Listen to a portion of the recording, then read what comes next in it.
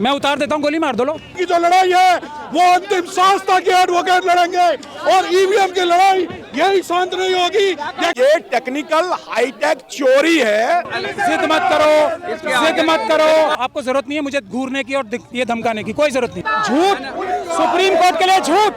Supreme दिखाओ दिखाओ दिखाओ दिखाओ। आपकी बिल्कुल इज्जत नहीं कर रहा, आप तो अपराध कर रहे हो। निशान लगा इसकी कर रहा हूँ मैं, मजबूरी में शेर के मैं भी आपकी इज्जत कर रहा हूँ, आपकी नहीं तो आप क्या करोगे? काले कोट ये उतार दिया मैंने, क्या करोगे आप बताओ? ये उतार देता हूँ मैं, गोली मार दो मुझे लो। मैं उतार देता हूँ, गोली मार दो लो। हमें पता नहीं कि वो हमें सुप्रीम कोर्ट लेके जाएंगे या कहाँ लेके जाएंगे। क्यों सत्यानाश कर रहे हैं? और अगर बीजेपी ईमानदार है, आरएसएस ईमानदार है, तो एक बार बैलेट से वोट करा ले। पहले कांग्रेस ये चोरी करती थी और आज बीजेपी कर रही है, तो ये हाईटेक चोरी है। 24 का चुनाव बहुत करीब है और तमाम लोग अब सड़कों पर आ गए हैं ईवीएम खिलाफ। ये लोग कह रहे हैं कि अगर 24 में ईवीएम के जरिए देश में मतदान होगा तो भारतीय जनता पार्टी की जीत होगी। यूपी के मुख्यमंत्री योगी आदित्यनाथ ने आज कहा कि भारतीय जनता पार्टी 400 पार इस बार बीजेपी जीतने जा रही है। योगी का बयान आया है 400 पार बीजेपी इस बार। वो कितना भी कर सकते हैं क्योंकि वो पहले ईवीएम में सेट कर लेते हैं, फिक्स कर लेते हैं। जब फिक्स कर लेते हैं तो वो जितना टारगेट देते हैं उतना ही वो पा जाते हैं, उसमें लोगों के वोट नहीं होते हैं। ये टेक्निकल हाईटेक चोरी है, भारत के जनता की चोरी है, इसलिए जितना वो टारगेट सेट करते हैं उतना कर लेते हैं। अफवाह कब तक फैलाकर दुकान चलाएंगे आप लोग? यही सत्य है। अगर इसको अफवाह मानते हैं, अगर खासकर इससे नुकसान है, इस अफवाह से बीजेपी को होता है, और अगर बीजेपी ईमानदार है, आरएसएस ईमानदार है, तो एक बार बैलेट से वोट करा ले, पता चल जाएगा। ईवीएम खिलाफ आप लोग बोलते हैं, बेरोजगारी महंगाई खिलाफ नहीं बोलते, क्योंकि आपको पता है ईवीएम खिलाफ बोलेंगे आपकी दुकान चलेगी। नहीं, देखिए, हम आज से नहीं 2015 से बोल रहे हैं इसको, ईवीएम के लिए 10 साल हो गए। सुनता कौन है? लोकतंत्र में जनता की आवाज जाती कहां है? मनुवादी मीडिया हमेशा उनको फेवर करने की बात है, वो हाईलाइट करते हैं। लेकिन आप जैसे नेशनल दस्तक जैसे चैनल है तो आप बहुजनों की बात करते हैं। आप ये बात जनता तक पहुंचाइए कि आप जो वोट डाल रहे हो, भारत के 125 करोड़ बहुजन SC ST OBC के लोग जो अपनी अपनी पार्टियों को जो वोट डाल रहे हैं, वो वोट वहां पहुंच ही नहीं रहा है। जब पहुंचेगा नहीं तो उनकी पार्टियां जीत नहीं रही हैं।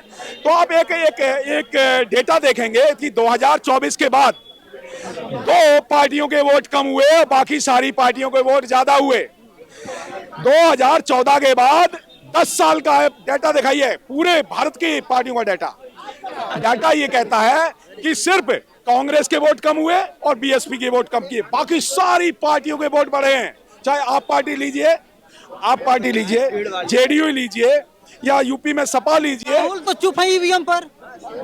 उन्होंने भी 10 साल तक सत्ता ईवीएम की चोरी से ली है। पहले कांग्रेस ये चोरी करती थी, बाद में दिल्ली में सपा ने, आप पार्टी ने की, और आज बीजेपी कर रही है। जब बीजेपी जो वोटों की चोरी कर रही है तब कांग्रेस को दर्द हो रहा है।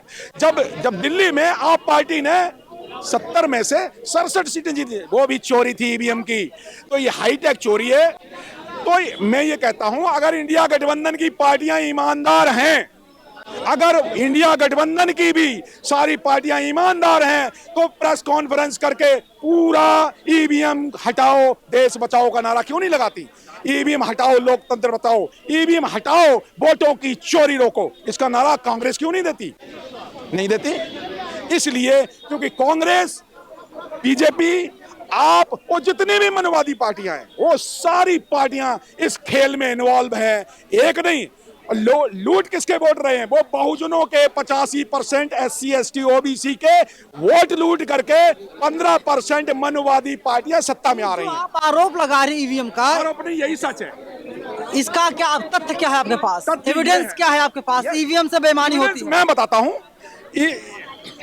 हूं, ये मनुवाद वर्सेस ब्राह्मणवाद की लड़ाई है।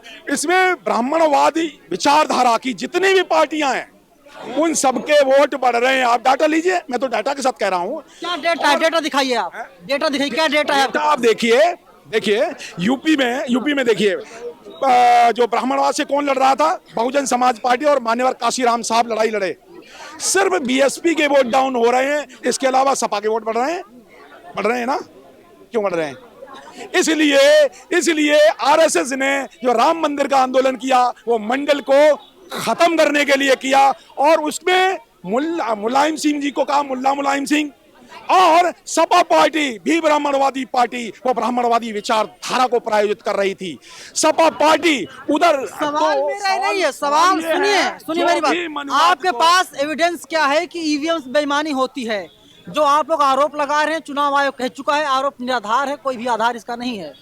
अगर ईमानदार हैं, देखिए ये हाईटेक, ये बताइए मोबाइल आपका हैक हो जाता है, मोबाइल हैक हो जाता है ना, टेक्निकल इंस्ट्रूमेंट है ना, हैक हो जाता है।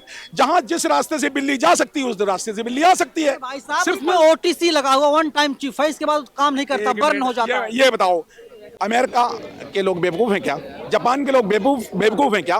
वो क्यों नहीं कराते? जर्मनी, फ्रांस, इटली, पूरे वर्ल्ड वाइड 50 देशों में ईवीएम जहां चल रही थी, जहां से शुरुआत हुई थी, जापान ने शुरुआत की थी ना, जापान ने क्यों बंद कर दी?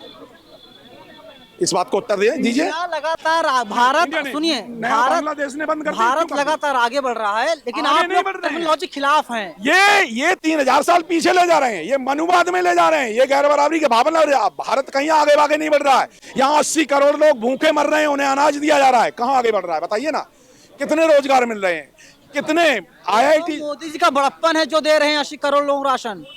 हाँ, हिस्सा खा करके एक टुकड़े फेंकना, ये बड़प्पन नहीं है। मोदी जी घर से दे रहे हैं अपने, ये है जनता का पैसा है, मोदी जी के घर का कुछ भी नहीं है। ये जनता का पैसा है। जो आप कोलगेट जब खरीदते हैं ना सुबह सुबह, वो टैक्स देते हैं। जो पुलिस का डंडा भी होता है, पुलिस का डंडा भी जनता के पैसे से खरीदा जाता है। बीजेपी वाले कह रहे हैं कि अभी आपको समझ में नहीं आएगा। एग्जांपल बताता हूं, पुलिस का डंडा जो लाठी चार्ज करता है वो भी जनता के पैसे से खरीदा जाता है। प्रधानमंत्री जो हवाई जहाज में उड़ते हैं वो भी जनता के पैसे से खरीदा जाता है। ये जितनी कारें चल रही हैं ये जनता के पैसे चल रही हैं। जो सुप्रीम कोर्ट, हाई कोर्ट और जितनी भी इंस्टीट्यूशन चल रही हैं जनता के पैसे चल रही हैं। और ईवीएम भी जनता के पैसे से खरीदी गई है।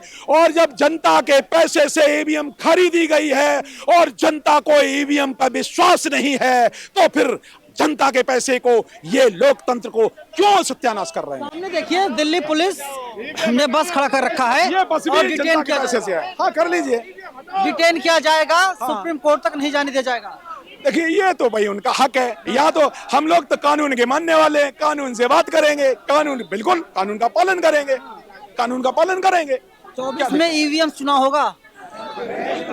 हम तो विरोध करेंगे, जनता में जाएंगे, गांव जाएंगे, देश भर में जाएंगे, विरोध करेंगे। तो जनता पूछ रही है कि आप ना कांग्रेस तरफ से, ना बीजेपी की तरफ से, ना आम आदमी पार्टी की तरफ से, आप सड़कों पर क्यों हैं? जनता मोदी जी को पसंद करती है। जो वकील हैं, वकीलों का ये उत्तरदायित्व बनता है। वकीलों का, जो पढ़े लिखे लोगों का उत्तरदायित्व बनता है, वो कानून पढ़े हुए हैं, वो भारत का संविधान पढ़े हुए हैं। अभी बाबा साहब की, अंबेडकर की तस्वीर भारत के सुप्रीम कोर्ट में लगी है।